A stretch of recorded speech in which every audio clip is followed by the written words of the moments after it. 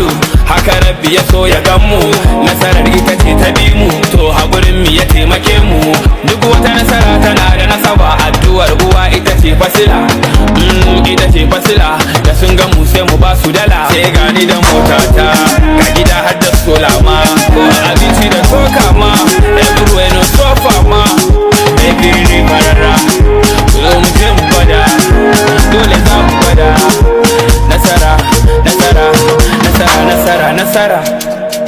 Kun saurari kaɗan daga cikin waƙa mai suna Nasara, wata jarumi wanda ake ce mai upcoming dai a cikin masana'antar Kannywood wato industry, Bilal Billa ya yi ta.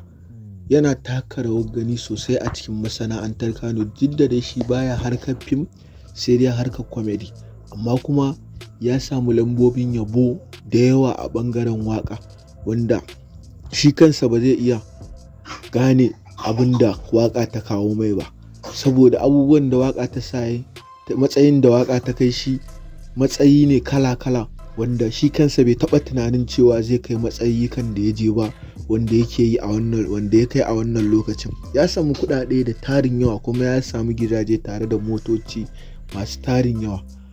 Wannan dai kaɗan daga cikin labari ne akan Bilal Billa, wanda dai matashi ne mai kuɗi a hannu da kuma kadarori a wannan lokacin. Wannan shine kaɗan daga cikin labarinsa.